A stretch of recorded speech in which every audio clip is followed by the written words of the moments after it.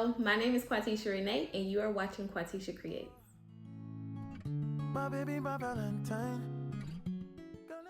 Hello besties. So today we are going to be doing something a little different, and it does not include glitter.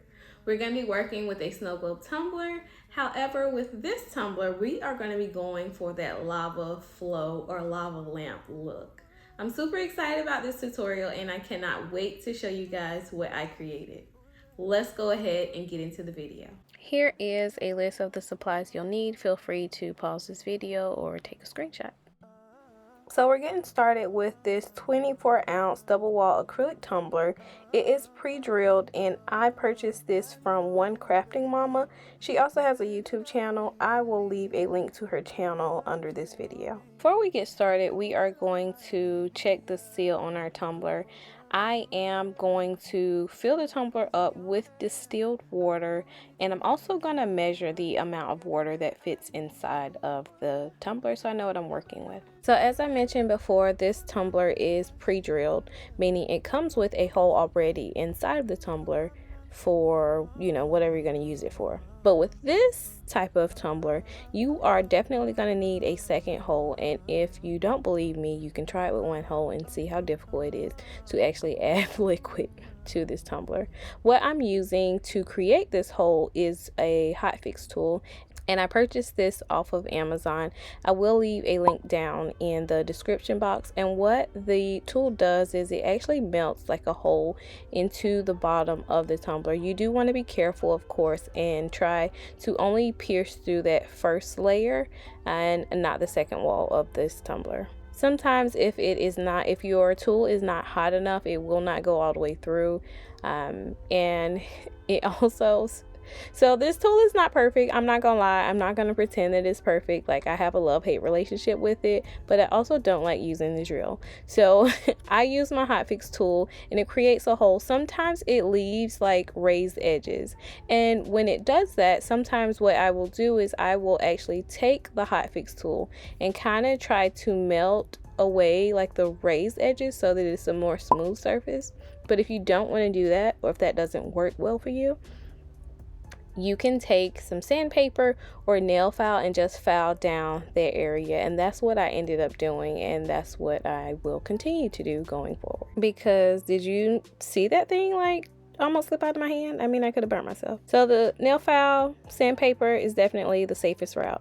I would suggest that you turn it over so that any of like the sandings, you know, the stuff that you're sanding, you don't want like any debris and dust to get like inside of your snow globe tumbler. But just for good measure, I'm gonna tap it a little bit just in case any of that stuff did get inside of my walls. Now it is important that we get that area as smooth as possible, because that is going to become a problem when we try to seal our tumbler once we're done filling it. We will be using vegetable glycerin. You can purchase the Equate brand from Walmart, or you can get this from Amazon, and I'll leave a link down in the description box for this bigger size if you may need that. And I will be mixing my vegetable glycerin in this 8-ounce disposable measuring cup. I did purchase these off of Amazon and I love these cups, and these cups are amazing if you work with epoxy. So I'm just going to start off by squirting the vegetable glycerin into my cup. I'm putting about 1.5 to 2 ounces in here first, and then we're going to come in with our alcohol inks and we're just going to mix it to the color of our liking. I ended up using a combination of the watermelon from Pinata brand, and then I used the watermelon from Tim Holtz, and then I ended up using the black from the Pinata brand. And side note, if you guys want a video on all of the things that you probably shouldn't do when trying to create this tumbler, let me know, because you know I have plenty of content to create a whole video on what not to do. But when you are mixing in your color additives, alcohol inks, whatever you want to, whatever you choose to use. I've seen some people use food coloring also, but I have, in this mixture, I'm using alcohol inks. Like I said, I've tried to make this tumbler several times. This is what I have found has worked for me and given me the results that I want. But when you are mixing in your color, I'm using the alcohol ink. When you're mixing it in, you want to make sure that you mix it very, very well to avoid like any kind of streaks in your mixture. So once you got your color just right, you want to go ahead and pour it into your condiment bottle. I am using a condiment bottle that I purchased from Amazon. It also has measuring marks on here.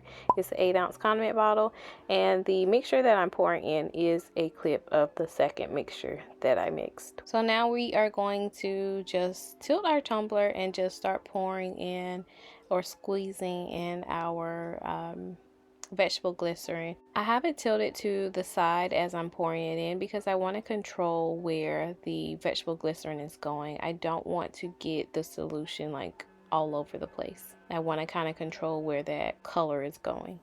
Now, when I initially measured the amount of fluid that it would take to fill up this tumbler, I got about 3.5. And I'm gonna put 2 ounces of this vegetable glycerin and alcohol ink. So now we are going to go in with our mineral oil. If you see my mouth moving, don't pay me no attention. Like, I like to listen to music while I am crafting, which is why I always end up doing voiceovers on my videos. The mineral oil portion is pretty straightforward. What I did was I poured the mineral oil in a condiment bottle and I am squeezing the mineral oil into the tumbler. I've also used a funnel to pour the mineral oil in. That got kind of messy. I prefer the condiment bottle.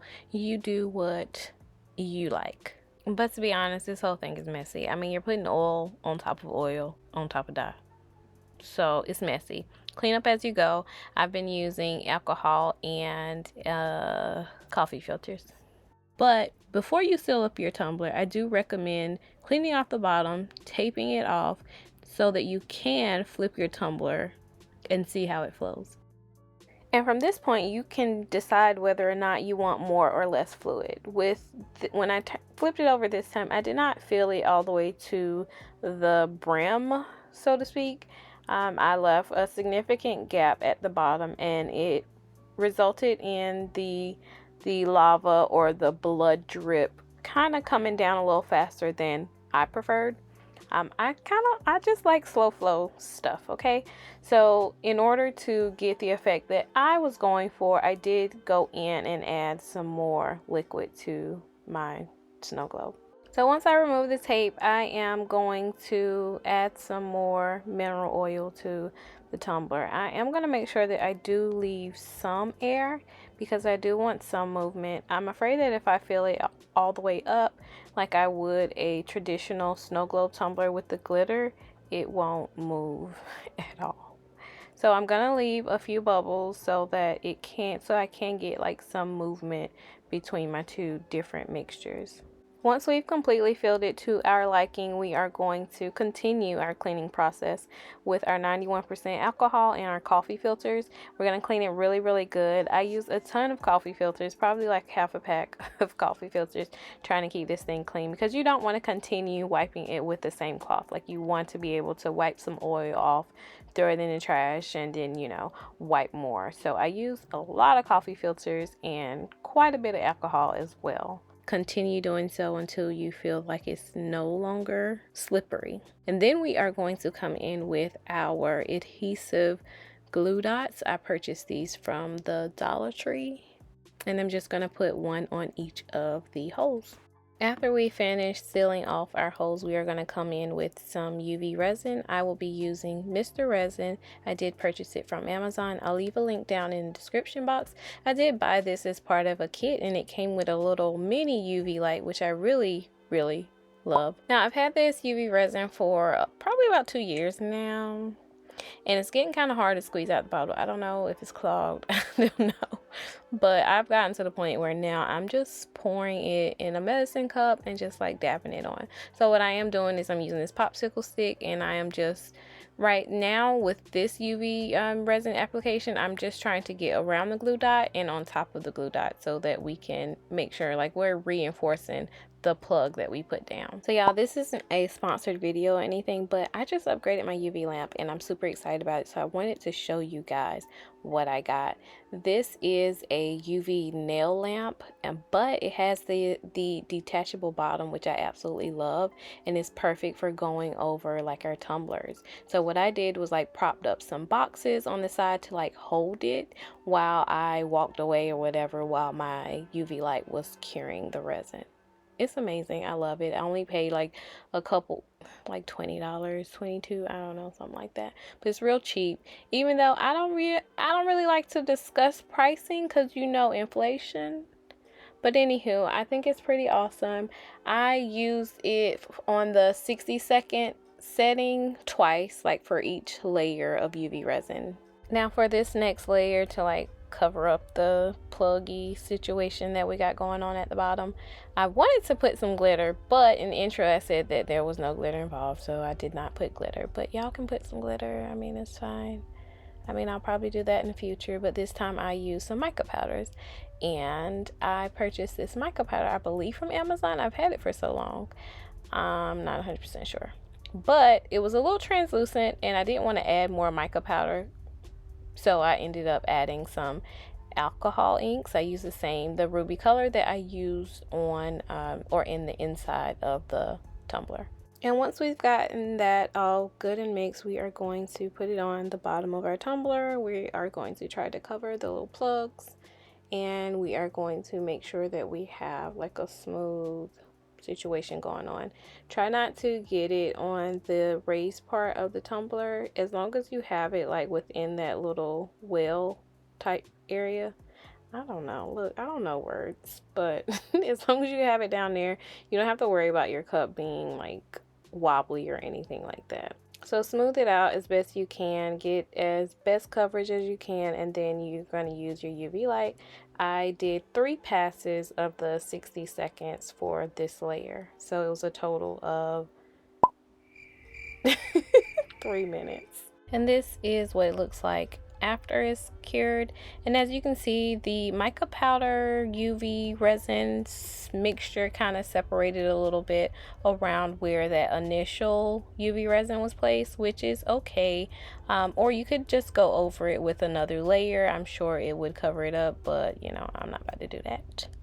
Anyhow, this is what the tumbler looks like when we were done. I absolutely love it.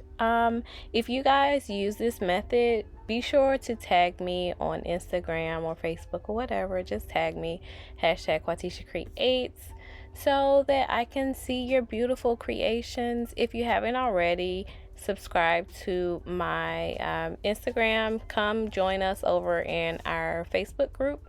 It's glitter tumblers and more with Quatechia Creates, and I can't wait to see you next week. New video coming on Thursday. Until next time, bye bye.